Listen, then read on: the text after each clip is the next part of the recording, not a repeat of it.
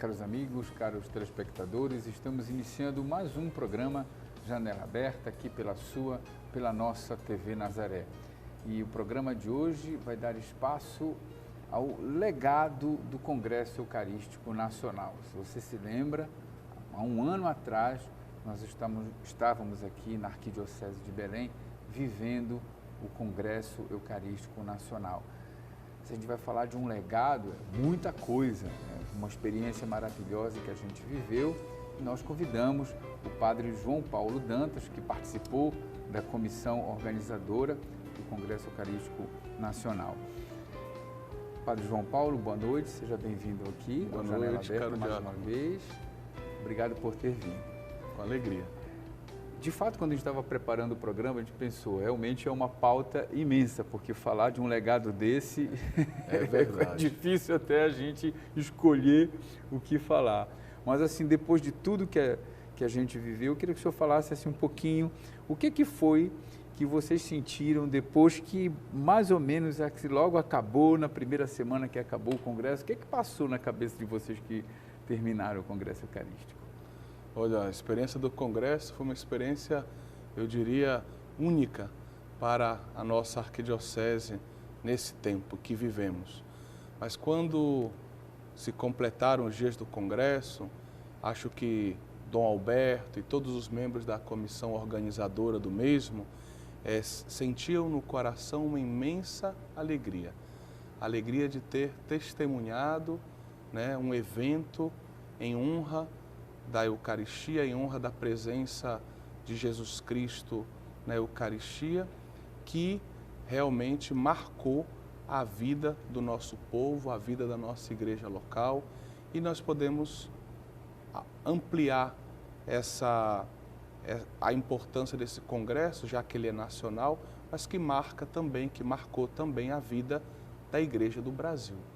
Foi um momento de uma beleza singular, onde nós podemos estar juntos com bispos vindos de todo o Brasil, com sacerdotes de várias realidades eclesiais diferentes, com os nossos leigos e tantos que vieram de fora para celebrar esse mistério supremo da nossa vida eclesial, mistério central da nossa vida cristã.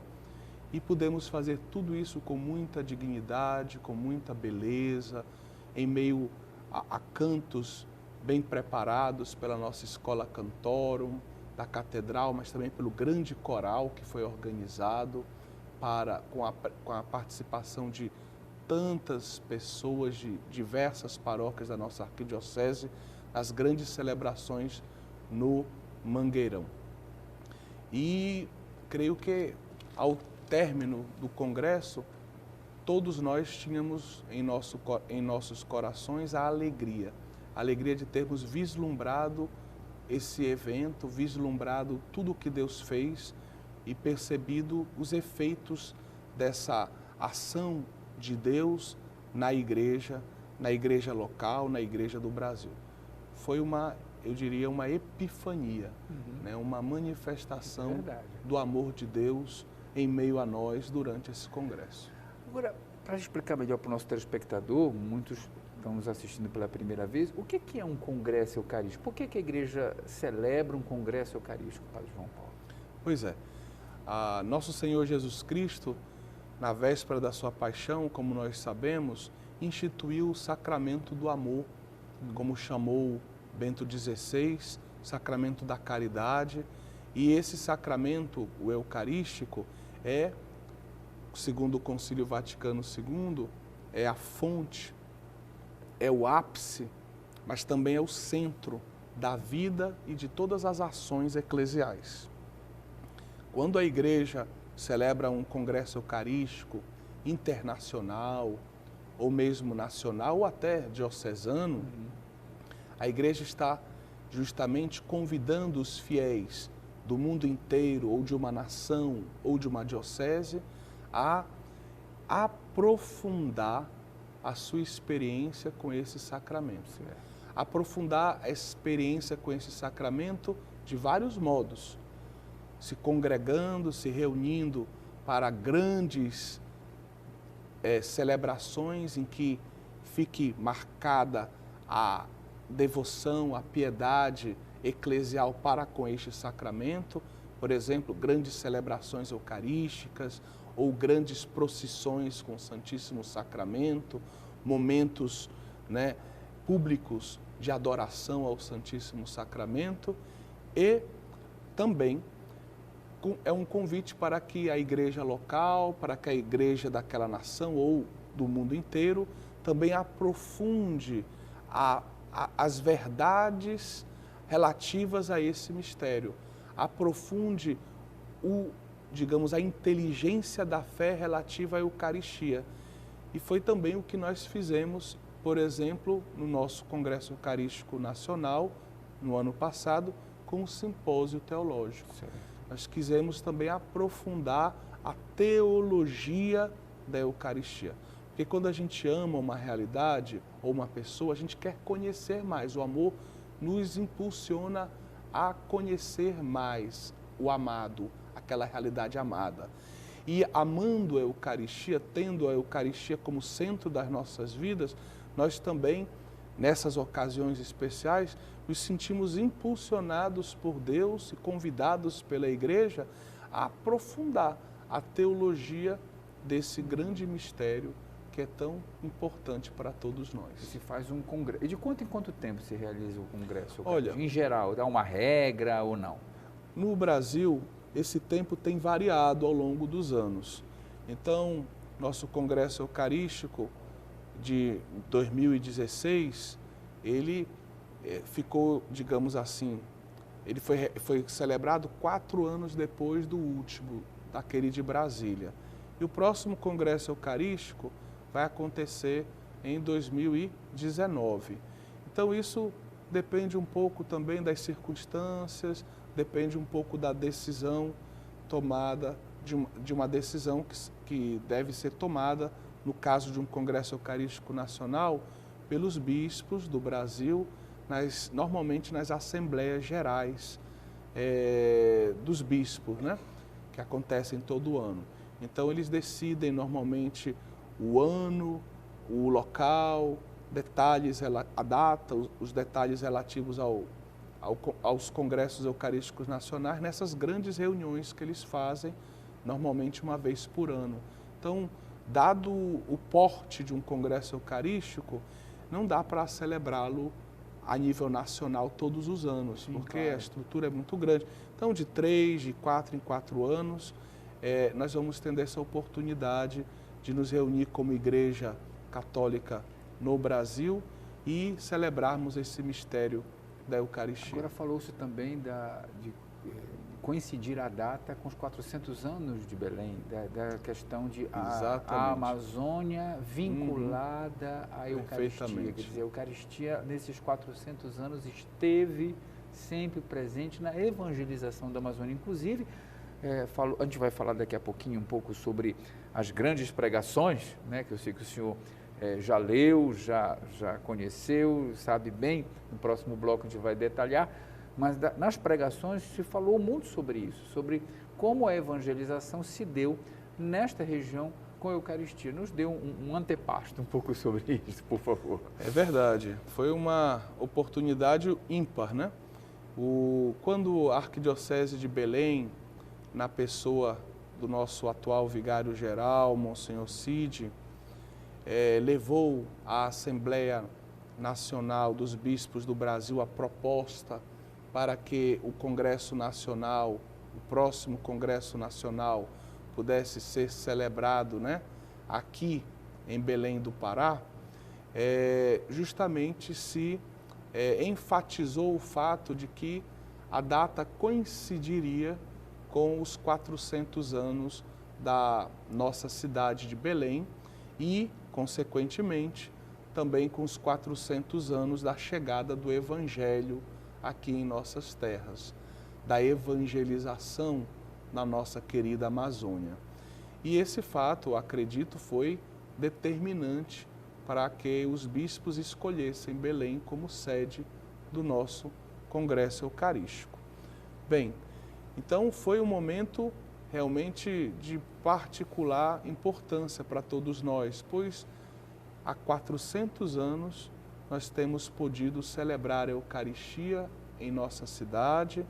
Há 400 anos a Igreja tem podido, a partir da celebração eucarística, encontrar a força que ela precisa para cumprir a sua missão. Há 400 anos a Igreja tem podido, nas celebrações eucarísticas, dar graças a Deus por tudo o que ela vive e por tudo aquilo que ela contempla de bom que Deus realiza em nossa região.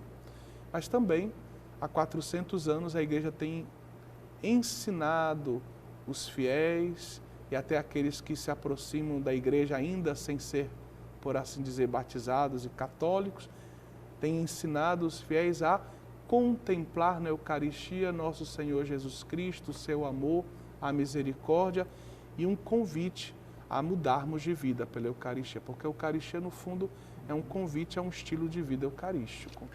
Inclusive, houve antes de chamar o nosso apoio cultural, eu queria que o senhor comentasse um pouco sobre a Romaria Fluvial, que houve uma Romaria Fluvial com a adoração, justamente com a lógica de que o Santíssimo Sacramento percorresse, né, os nossos rios. Exatamente. Porque esse rio é minha rua, a gente, né, que é aqui da Amazônia, canta isso, né, de uma forma muito solene.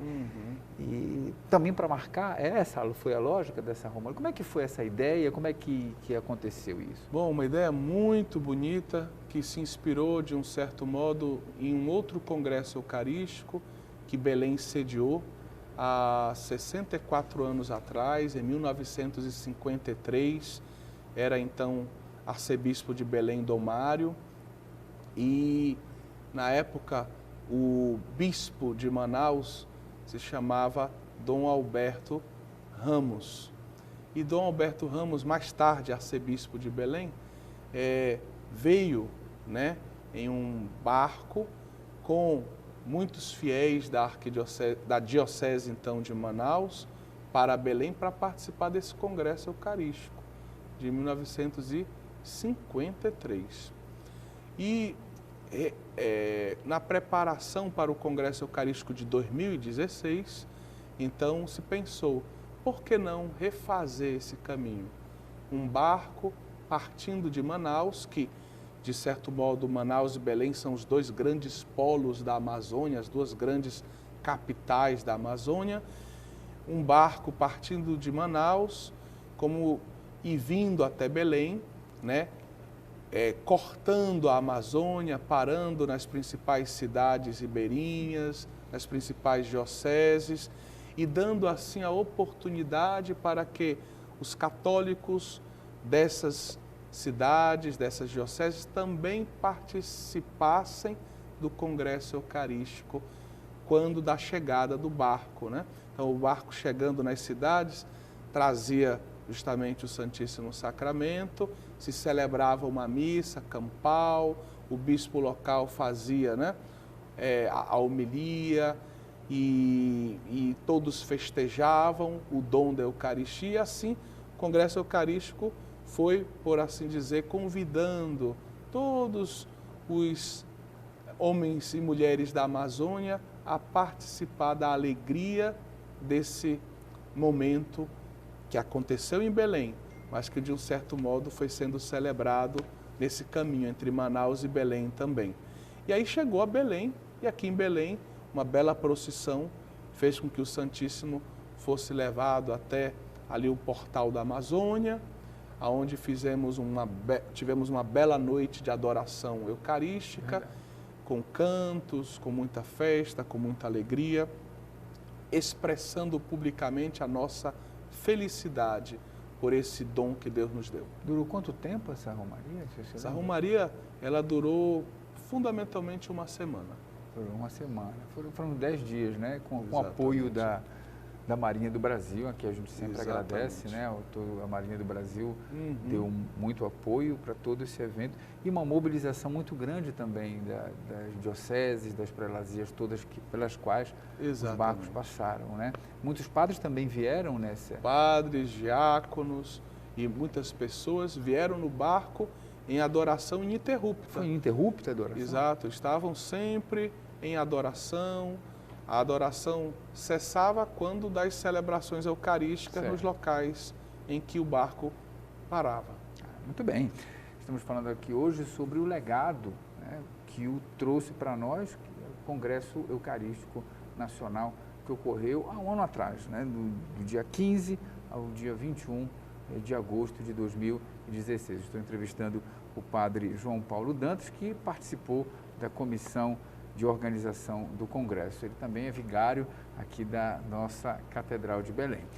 Se você também quiser fazer alguma pergunta aqui para o Janela Aberta ou sugerir algum tema para a gente poder apresentar para você, você utiliza o nosso zap 98802-3444, está aqui, estou colocando para você, 98802-3444, ou também pode se conectar comigo pelo Twitter, @teocruz1, tá bom? É o meu Twitter, você pode me seguir ou passar alguma pergunta e a gente conversa também. Então, sugira um tema e a gente coloca aqui no Janela, tá bom? A gente vai para o nosso apoio cultural e volta daqui a pouquinho. TV Nazaré, Amazônia falando para a Amazônia. Estamos voltando com o nosso programa Janela Aberta aqui pela nossa TV Nazaré, hoje falando do legado do Congresso Eucarístico Nacional, que há exatamente um ano ocorreu aqui na nossa cidade de Belém do Pará, na nossa arquidiocese. E o padre João Paulo Dantas participou da comissão organizadora deste congresso, já conversamos muito no primeiro bloco sobre isso. Eu queria perguntar para ele como foi a experiência também de receber o legado pontifício do Dom Cláudio, que esteve aqui conosco, e também fez várias homilias, na verdade, né? Várias homilias. E a gente vai falar dessas homilias, dessas pregações, mas como foi a presença de Dom Cláudio, o que é um legado pontifício? Explique para nós. Bom, habitualmente, quando se celebra um Congresso Eucarístico Nacional, como eu já disse, organizado fundamentalmente pela Conferência Nacional dos Bispos de um país e confiado a uma localidade, a uma diocese ou uma arquidiocese, como no nosso caso. Então, a CNBB, no caso, e também o arcebispo que está acolhendo esse congresso, que vai organizar o Congresso Eucarístico, apresentam, né, ao Santo Padre, hoje o Papa Francisco, esse projeto e pedem que o Santo Padre possa, caso ele não possa estar presente no Congresso Eucarístico Nacional, que ele envie um representante dele. Então, é um hábito que as conferências episcopais e os bispos que estão organizando esses congressos eucarísticos nacionais convidem o Santo Padre. Claro, o Santo Padre normalmente não pode estar presente em todos os congressos eucarísticos nacionais, mas ele manda alguém representá-lo. E, normalmente, esse representante do Santo Padre é um cardeal, que é, por natureza, um colaborador mais próximo do seu ministério petrino, né? E, então, se aguardou a nomeação desse legado, depois que o Santo Padre respondeu dizendo que não poderia estar presente no Congresso, e se aguardou, então, a nomeação desse legado até alguns dias, algumas semanas antes do Congresso Eucarístico, e com muita alegria, né, nós soubemos que o escolhido para vir a Belém representando o Santo Padre era o cardeal Cláudio Umes, né, nosso querido Dom Cláudio Umes. E o cardeal, que já tem uma missão aqui na Amazônia tão bonita, né, confiada a ele pelo Santo Padre, o Papa Francisco, ele anima, né, a diocese da Amazônia a viverem, né, a beleza da evangelização. Ele visita, ele está com os bispos, ele participa de uma série de atividades que animam essa missão eclesial aqui na Amazônia, e ele veio então representando o Santo Padre. Então ele vem como uma espécie de embaixador, ele é recebido como enviado do Santo Padre, né? O Santo Padre envia uma carta para ele, né, nomeando como legado, e na carta ele já expressa, né, o seu carinho pela pelo Congresso Eucarístico daquela nação, por aquela igreja local que está sediando, e diz também algumas palavras que podem inspirar o bom andamento do Congresso.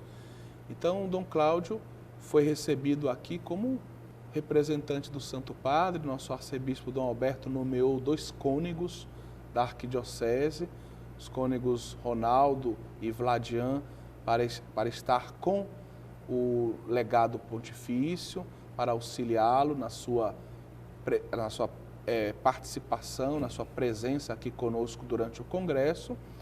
E ele nos animou, falando em nome do Santo Padre em diversas ocasiões, na abertura, no encerramento do Congresso, e também presidindo e nos presenteando com belíssimas homilias durante as grandes celebrações eucarísticas vividas no Mangueirão.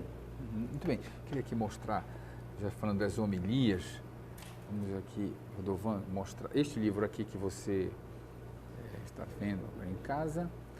É o livro da... deixa eu ver aqui, se você... é um livro no qual... é uma revista, né, Padre João Paulo? Exato. Você pode até fazer agora a propaganda. Na verdade, trata-se... Nós quisemos unir duas grandes boas novas, por assim dizer. Nós fundamos há pouco mais de 1 ano e meio a nossa Faculdade Católica de Belém e pensávamos numa revista acadêmica e juntamos essa ideia com a necessidade de apresentar, depois do Congresso, os textos do Congresso Eucarístico Nacional, ou seja, todas as homilias e também os cursos que fizeram parte do simpósio teológico do nosso Congresso Eucarístico Nacional. Então, nós fizemos uma edição, que é a primeira edição dessa revista, um número especial, e com, digamos, um memorial, por assim dizer, do Congresso Eucarístico Nacional. Todos os textos que marcaram o nosso Congresso. E já que estamos falando de homilia, o que é que chamou atenção nas homilias de Dom Cláudio? Quais foram, a perspectiva dele foi qual? Em falar em nome do Papa, mas ele também tinha uma preocupação de falar para nós aqui. Qual era?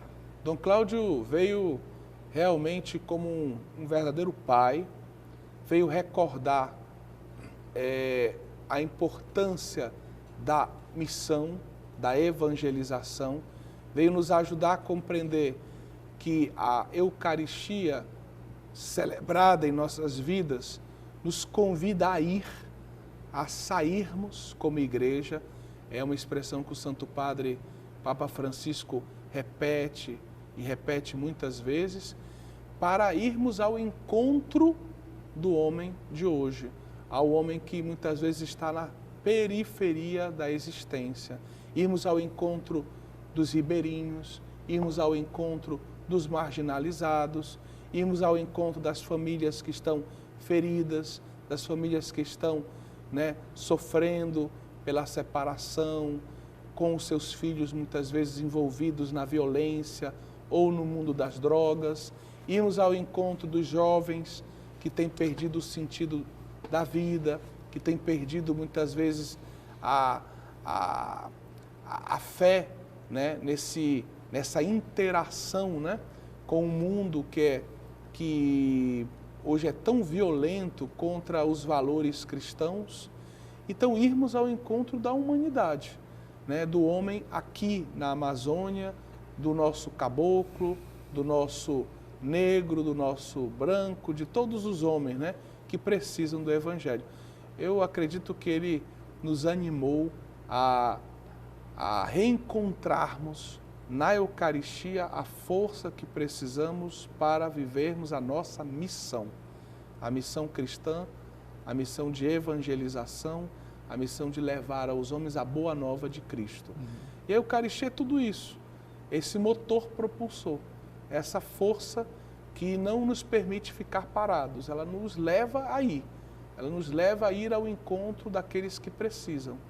Eu acredito que a igreja local de Belém e o Brasil pôde experimentar esse chamado feito pelo legado pontifício, mas em nome do Santo Padre, para todos nós. Também houve uma celebração com as pessoas de rua, eu sei que ele fez questão de reunir. Foi um momento muito bonito. Foi muito bonito aqui. Ali em torno na nossa igreja catedral, nós reunimos todos os moradores de rua, que muitas vezes estão ali pelas ruas do Ver o Peso, ali do bairro da Campina, da Cidade Velha, pessoas por quem às vezes nós passamos e mal olhamos essas pessoas, pessoas que muitas vezes não têm o que comer, pessoas que muitas vezes estão envolvidas, né, com drogas ou até, né, com certos tipos de contravenções, com a violência, pessoas feridas, e nós pudemos reunir muitos desses nossos irmãos na igreja catedral, com movimentos, com realidades eclesiais que já se dedicam a eles também, e fizemos uma belíssima celebração eucarística, fazendo com que eles pudessem contemplar em Jesus a esperança para uma vida nova. Jesus Cristo é essa estrela que gera esperança e que pode mostrar o caminho de uma vida nova. Logo depois da missa, ali na Praça do Carmo, nós fizemos um grande momento de confraternização, um almoço com esses nossos irmãos e pudemos olhar nos olhos deles, conversar, escutá-los, e foi um momento precioso, uma experiência de ágape, de amor divino, né? Logo depois da Eucaristia. Que bom. E das outras homilias, o que o senhor destacaria de outras homilias dos outros bispos? Bom, eu diria que tanto o legado como o nosso arcebispo foram nos dando, Dom Alberto Taveira, foram nos dando as coordenadas para que nós vivêssemos bem cada dia. Houve um dia em que nos reuníamos para celebrar no Mangueirão a primeira comunhão de muitas crianças que foram sendo preparadas ao longo do ano. Foi bonito aqui. Foi muito bonito. Houve depois um outro encontro com os jovens, né? Então, a cada dia, a partir da Eucaristia, o legado, o nosso arcebispo iam nos guiando a entender como a Eucaristia podia iluminar uma certa realidade eclesial. A evangelização das crianças, a família, a catequese, a evangelização dos jovens, o papel dos jovens na vida eclesial e assim por diante. Também houve um dia que foi muito bonito, em que os senhores bispos, que vieram numerosos para o nosso congresso, estavam hospedados nas diversas paróquias e, pela manhã, eles tiveram a oportunidade de fazer catequeses, de dar catequeses nas paróquias, espalhados pelas nossas quase 90 paróquias aqui de Belém, né? E assim foi uma experiência bonita para os bispos, foi uma novidade nesse congresso eucarístico, esse momento, foi uma ideia do nosso arcebispo. Os bispos gostaram muito de poder dirigir a sua palavra, de poder dar um testemunho para o nosso povo, e as pessoas saíram enriquecidas também, porque escutaram a voz de tantos pastores e que na diversidade das regiões, dos desafios próprios de cada localidade, de cada parte do nosso Brasil, diziam no fundo mesmo, a Eucaristia é essa fonte de vida para todos nós, é o ponto mais alto da nossa vida cristã e deve ser o centro da nossa existência. Devemos, na Eucaristia, encontrar tudo o que precisamos para viver bem a nossa vida cristã e a nossa missão. Agora, curiosidades. Acho que não sei se o senhor vai saber diretamente quantas celebrações foram programadas para ocorrerem assim. O senhor sabe assim? Não saberia dizer. Né? Foram muitas, como eu disse, os senhores bispos estiveram espalhados pelas diversas paróquias da nossa arquidiocese e lá eles puderam celebrar não só nesse dia específico ao qual me refiro, numa terça-feira, mas também em outras ocasiões. Nós tivemos missas em ritos orientais, também na nossa paróquia da Trindade. Tivemos missa no rito maronita, no rito melquita, no rito bizantino ucraniano, e muitas pessoas então aproveitaram essa oportunidade para conhecer mais esse tesouro da igreja. Missas celebradas em ritos que os nossos irmãos orientais estão acostumados, né? Porém nós não. E em cada um deles víamos a beleza do mesmo mistério eucarístico, com línguas diferentes, com expressões diferentes, mas sempre com a piedade própria de quem celebra esse mistério de amor, de sacrifício que é a Eucaristia. Além disso, também houve uma missa, houve também algumas celebrações na nossa Igreja do Rosário, na forma extraordinária do rito latino, do rito romano, a dita missa tridentina, com a presença também de um bispo, que faz parte da Saint-Bébé, Dom Rifan, que celebrou também várias vezes para os fiéis que, pela sensibilidade espiritual que eles têm, se sentem mais chamados a participar da Eucaristia na forma antiga da missa, né? Na forma tradicional da Eucaristia. E as celebrações no Mangueirão? Qual foi assim a repercussão disso tudo? Bem, nós que estávamos lá, foi um espetáculo pela televisão, né? Também qual foi a avaliação da comissão? Foi um grande desafio, porque precisávamos juntar no mesmo ambiente pessoas vindas de vários lugares diferentes, de várias paróquias. Era necessário um sistema para garantirmos a segurança de todos os fiéis que participaram desses momentos. Tivemos o apoio, né, das secretarias de segurança do Estado, também do município, da Polícia Militar, do Corpo de Bombeiros e de tantas outras realidades que nos auxiliaram e muito na realização desses eventos. Mas eu diria que foram celebrações vividas num espírito de alegria, mas ao mesmo tempo numa serenidade, na paz, né? As pessoas que ali estavam, que vieram de longe, estavam serenas, felizes, experimentaram a paz que vem da celebração eucarística. Um grande coral, como eu já disse, foi organizado para animar essas celebrações, um coral muito bonito, que a gente agradece a todos aqueles que se empenharam, que ensaiaram ao longo de meses para que isso acontecesse. Nós também tivemos uma equipe de liturgia excelente, né? À frente dela estavam o cônego José Gonçalo, mas também o padre Plínio e tantos coroinhas, seminaristas, diáconos, tanta gente trabalhou para que tudo fosse bonito, para que tudo fosse belo, as comunidades novas, os movimentos. Foi uma experiência assim profunda, né? De vermos todos os carismas, todas as realidades eclesiais que têm aquele quê de diversidade, mas unidos, porque todos somos apaixonados pela Eucaristia, né? E assim nos encontrávamos ali para a grande celebração da Eucaristia, dando um testemunho também para aqueles que não são católicos ou para aqueles que talvez não creiam na Eucaristia, de que é belo crer, de que é belo participar da Eucaristia e que esse mistério está aberto a todos. Todos podem vir, todos podem experimentar a beleza desse mistério. Eu diria também uma última coisa, é que as pessoas que quando saíam do Mangueirão, se via no rosto delas a alegria, a realização, né? Talvez cansadas porque tinham que chegar cedo, entrar em filas, ficar um bom tempo esperando, né, pela missa ali nas arquibancadas, nas cadeiras, mas no final todos, né? Não obstante as dificuldades estruturais que tivemos, mas todos estavam muito felizes, existia aquela paz no coração que a gente leva para casa e partilha com os irmãos. Muito bem. E aquele ostensório maravilhoso? Daqui a pouquinho a gente fala do ostensório maravilhoso.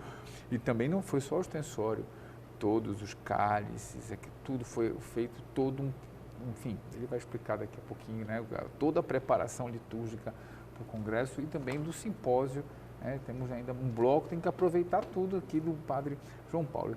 Passe um zap para nós, também aqui para o Janela, solicitando temas, perguntas que você queira fazer. Nosso zap é 98802-3444, está aí para você. E meu Twitter é TeoCruz1, você pode também se conectar aqui comigo. Daqui a pouquinho a gente volta, tá bom? Não sai daí. TV Nazaré Amazônia falando para a Amazônia. Estamos voltando com o nosso programa Janela Aberta aqui pela nossa TV Nazaré, hoje falando sobre o legado do Congresso Eucarístico Nacional, que ocorreu há um ano atrás, no mês de agosto, do dia 15 a 21 de agosto, houve o Congresso Eucarístico. Você com certeza se lembra, você participou, ou porque estava no Mangueirão, ou na Catedral, ou na sua paróquia, ou porque também acompanhou tudo transmitido pela TV Nazaré. Isso também foi importante, né, Padre João Paulo? Demais. A TV Nazaré transmitiu tudo. Acho que muito importante. Vocês talvez devem ter recebido alguma informação das pessoas que acompanharam de fora, porque nós recebemos muita gente que fala, pô, estamos acompanhando tanto as missas, as transmissões, as pregações, tudo pela TV. Que bom, né? Foi um trabalho muito bonito, inclusive as informações que eu recebi é que vieram representantes de várias televisões católicas durante esse período do Congresso Eucarístico Nacional e que trabalharam numa perfeita harmonia, né, com os membros, né, da televisão, da TV Nazaré. E desse modo, não só a TV Nazaré, por assim dizer, pôde difundir as imagens, a mensagem, as celebrações do Congresso Eucarístico Nacional por toda a Amazônia, mas também, com o auxílio de outras televisões católicas, isso pôde chegar também a outras regiões do nosso país, e assim nós não podemos mensurar, não podemos calcular exatamente quantas pessoas puderam participar do Congresso Eucarístico a partir, né, desses meios de comunicação tão potentes e tão importantes. É verdade, e durante a manhã nós fizemos várias entrevistas do hangar, né? Entrevistamos vários bispos, vários sacerdotes, várias pessoas que vinham de fora, enquanto ocorria o simpósio, daqui a pouco a gente vai falar, muitas entrevistas foram realizadas, muitas entrevistas, mas eu queria perguntar sobre aquele ostensório belíssimo, foi feito também toda uma preparação, né? Os cálices, as âmbulas, todos os vasos sagrados, também pensou-se em tudo aquilo, os paramentos. Fale um pouco sobre esse cuidado também artesanal, belíssimo, que também foi pensado para o Congresso. Essas coisas são importantes. É verdade.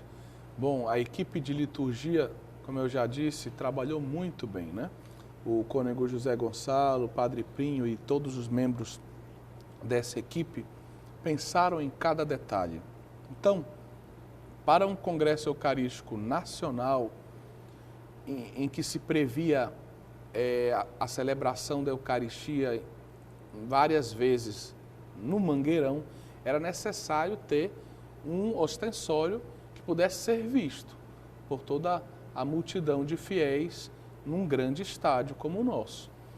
Daí que se pensou, então, em fazer, né, um ostensório digno de uma ocasião como o Congresso Eucarístico. A ideia que foi inicialmente proposta, pelo que eu sei, pelo Monsenhor Cid, era que o ostensório fosse uma grande árvore. E a maior árvore da Amazônia, conhecida como tal, é a samalmeira. Então se pensou em um ostensório com formato de uma grande samalmeira, que ao mesmo tempo recordasse a árvore da vida, lá do livro do Gênesis, né? Fonte de vida para todos os homens. A Eucaristia, então, entendida como essa fonte de vida, ou árvore da vida para todos os homens, né? E aí se pensou, então, também em utilizar pedras preciosas da nossa região, não de fora, para que nós recordássemos o dom que Deus nos deu, que é a nossa terra, a nossa Amazônia, tem os seus problemas e tem as suas grandes riquezas. E essas pedras recordavam a preciosidade que é a nossa terra amazônica. Da mesma forma, embaixo da samalmeira, na base do ostensório, 4 rios, que recordam também os rios do paraíso, né, que recordam também as águas do Evangelho, né, os 4 evangelhos, que são como 4 rios também, que levam a boa nova a todos os homens, em todas as direções. E os anjos adoradores deste ostensório, o detalhe muito interessante, é que cada um deles traz o rosto do homem da nossa região. Sim. Então nós temos um anjo com o rosto de índio, o outro com o rosto de um negro, o outro com o rosto, digamos assim, europeu, português, e ainda um mestiço, né? Então nós temos esses anjos que de certa forma retratam o rosto dos nossos homens da Amazônia, homens que adoram a Eucaristia, homens que se alimentam da Eucaristia. Um ostensório muito bonito. Depois todos os utensílios para as celebrações eucarísticas, os cálices, as patenas, as próprias alfaias, que são os panos sagrados que a gente usa nas celebrações eucarísticas, tudo foi feito pensando no Congresso Eucarístico Nacional, na beleza das celebrações, e também foi feito pensando também no pós-congresso, porque acaba ficando como um patrimônio para a nossa arquidiocese, para as grandes celebrações de Corpus Christi, as grandes celebrações da nossa vida eclesial. E todo esse material ficou guardado lá na nossa catedral e quem quiser conhecer tudo isso vai poder ver tudo isso nos próximos dias, né? A partir do dia 21 de agosto até o dia 2 de setembro, que é quando a gente encerra a festa da padroeira da Catedral, Santa Maria de Belém, nós vamos estar com todo esse material em exposição no Salão dos Pontificais, que fica dentro da nossa igreja catedral, no horário da tarde e da noite. Então, quem quiser visitar a catedral às tardes e à noite, pode justamente ver de perto esse ostensório, os cálices, as âmbulas, são todas peças grandes, recordo, para que pudessem ser vistas, contempladas nas grandes celebrações eucarísticas que aconteceram no Mangueirão. Bem, e o simpósio? Como é que foi realizado? Como é que o senhor organizou? Quais foram os temas debatidos? A frequência, a participação? Como é que foi, padre? O simpósio foi uma grande surpresa para todos nós. Quando me foi confiada a organização do simpósio, né, nós não sabíamos se as pessoas iriam aderir ao simpósio, porque para que a inscrição no simpósio fosse feita, era preciso pagar uma taxa suplementar. A gente ficou um pouco com medo, crise econômica, dificuldades, desemprego. Será que as pessoas vão participar do simpósio, né? Nós organizamos o simpósio com todo o carinho e tivemos a grata surpresa de ver que, no final das contas, não só o povo lotou o simpósio teológico, mas muitas pessoas não puderam participar do mesmo, justamente porque faltavam lugares, né? Então, nós ficamos muito felizes com isso. Foram cerca de 2.000 pessoas que participaram, né, dos 4 cursos que compuseram o simpósio teológico do nosso Congresso Eucarístico. Os cursos foram pensados de modo a nos oferecer uma visão geral da Eucaristia a partir de ângulos diferentes da ciência teológica. Então, nós pensamos em 4 ângulos. Organizamos um curso a partir do direito canônico, da legislação em vigor sobre a celebração do sacramento da Eucaristia, e tivemos como, digamos, conferencista o bispo auxiliar de Brasília, Dom José Aparecido. E foi um curso que, no início, alguns pensavam, direito canônico, as pessoas não vão se interessar muito por esse tema. Ao contrário, né? Muitas pessoas, padres, diáconos, leigos, se inscreveram no tema porque queriam conhecer mais como a igreja vê a celebração da Eucaristia e as normas eclesiais a este respeito, né? Então foi um tema bem, digamos, importante do nosso simpósio. Depois nós tivemos um outro ângulo, foi o ângulo litúrgico celebrativo, né? A beleza da celebração, o papel da música, a espiritualidade da celebração, o papel da liturgia da palavra, o valor de certos ritos, como, por exemplo, como deve ser feita uma homilia e assim por diante. Então, esse papel litúrgico celebrativo, e aí nós tivemos, né, alguns conferencistas, entre eles a figura de um outro bispo auxiliar de Brasília, né, Dom Marconi Vinícius, que nos enriqueceu bastante, e também teríamos a presença, ele adoeceu antes de vir, mas então veio alguém que o representou e que, em boa parte, leu aquilo que ele tinha preparado para nos ensinar, para nos dizer ao longo do simpósio, a figura de Dom Geraldo Lírio também, né? Certo. Da Rocha. Então, foi um outro enfoque que nós pudemos, com o qual nós pudemos nos enriquecer durante o simpósio. Um terceiro enfoque foi aquele moral, ou seja, a Eucaristia tem consequências morais. Se eu participo da Eucaristia, eu tenho que ter uma vida que diga, né, esse mistério eucarístico que eu celebro, do qual eu participo. E aí o Padre Wagner, que é um doutor em teologia moral, membro da comunidade Canção Nova, organizou, né, esse momento, chamando alguns ilustres convidados. Houve a presença de um deputado federal falando sobre Eucaristia e política. Houve também a presença de Dom Erving, nosso bispo emérito aqui do Xingu, falando sobre Eucaristia e ecologia. E assim se refletiu sobre as consequências morais da celebração eucarística. Por fim, o enfoque bíblico teológico. E aí coube a mim fazer uma reflexão ao longo dos 2 dias de simpósio sobre o papel, o valor, digamos, teológico da Eucaristia. Então nós comentávamos ao longo do simpósio que a Eucaristia é, antes de mais nada, um sacrifício, mas um sacrifício que se torna sacrifício de amor de Cristo pela nossa salvação, que se torna banquete, que se torna fonte de alimento para todos nós, mas ao mesmo tempo é perspectiva escatológica, né? Celebrar a Eucaristia me recorda que o meu caminho digamos, deve me conduzir ao céu, que eu estou aqui nessa terra celebrando a Eucaristia, mas um dia eu vou celebrar no céu as bodas do Cordeiro, né? Então, sacrifício, banquete e também essa dimensão daquilo que nos espera, escatológica. Muita coisa, né? Muita coisa. E tudo foi transmitido, né?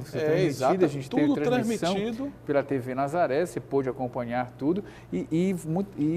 O resumo disso tudo nós temos na nossa revista católica, a gente pode aqui mostrar então, mais uma vez. Quem quiser adquirir a revista... fazer de novo essa revista, como é que a gente vai fazer? Agora aqui mostra, mais uma vez, mostrando aqui para você a revista. Aqui, vamos lá. Vamos lá, aqui, esta aqui é a revista que eu mostrei agora há pouco para você, que está chegando agora, esta revista maravilhosa, aqui há todas as homilias e um resumo também daquilo que nós falamos agora sobre os debates no simpósio. Olha só, do Congresso Eucarístico. E quem quiser adquirir essa revista, como é que faz? Pode se dirigir tanto à Secretaria da Catedral, nos horários comerciais, mas também aqui, na própria Fundação Nazaré. Pode vir aqui e adquirir a revista nas lojas do Lírio Mimoso e também pelo site da Faculdade Católica de Belém. Então, nós podemos enviar essa revista para você que está nos assistindo. Né? Vale a pena guardar esse memorial do Congresso Eucarístico Nacional. Pensou-se em fazer alguma coisa pós-congresso? Nas paróquias? Houve algum tipo de trabalho em relação a isso? com esse material, padre? Depois que se concluiu, né, o Congresso Eucarístico Nacional, Dom Alberto, ele incentivou as paróquias a realizarem ações concretas, ou, por exemplo, a animar mais a adoração eucarística, convidar os fiéis a estar mais diante da Eucaristia, a fazer catequese sobre a Eucaristia. Então, meus queridos, nós vemos que é uma graça. O Congresso Eucarístico traz uma onda de graça e depende um pouco de cada um de nós, da nossa pastoral, do nosso movimento, da nossa paróquia, de levar adiante essa graça que nós recebemos ao longo dos dias do Congresso Eucarístico Nacional. Eu diria que nós ainda estamos, né, vivendo, né, esse movimento de graça.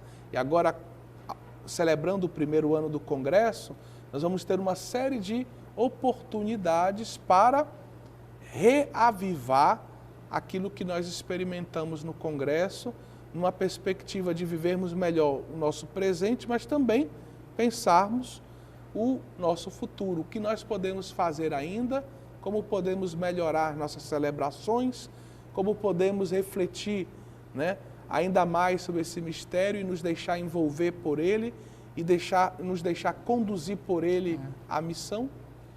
Fazer uma jornada, né? Fazer uma jornada lá na Faculdade Católica.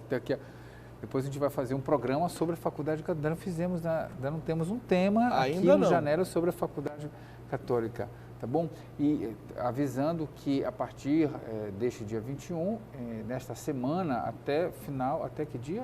Até o dia 2 de setembro. Até dia 2 de setembro, lá no Salão dos Pontificais, lá na Catedral, numa sala anexa à Catedral, você pode visitar uma exposição. A exposição, né? Sobre o ostensório também. Os vasos sagrados. Tudo que muitas fotografias. Fotografias de qualidade também, que retratam, resumem visualmente o que foi o nosso Congresso Eucarístico Nacional. Você é nosso convidado. Venha participar conosco desse momento. Padre João Paulo, muito obrigado pela sua participação no programa de hoje. Iríamos falar um pouco sobre o Ano da Misericórdia, que caiu junto, mas não temos mais tempo. Muito obrigado. 30 segundos para suas considerações finais, por favor.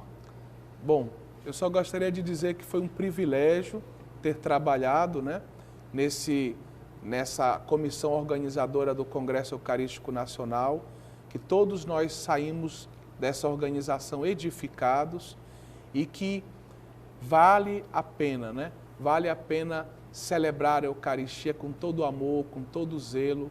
Vale a pena colher da Eucaristia a força que a gente precisa para viver a nossa vida cristã e a nossa missão.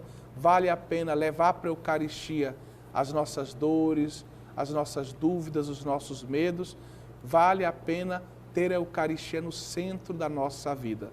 A Eucaristia nos santifica, a Eucaristia nos prepara para o céu. A Eucaristia é um dom do amor de Cristo por nós. Tá certo. Mais uma vez, muito obrigado pela sua participação no programa de hoje. E a você que nos acompanhou também, muito obrigado. Até a próxima semana e mais um Janela Aberta. Até lá. Tchau, tchau.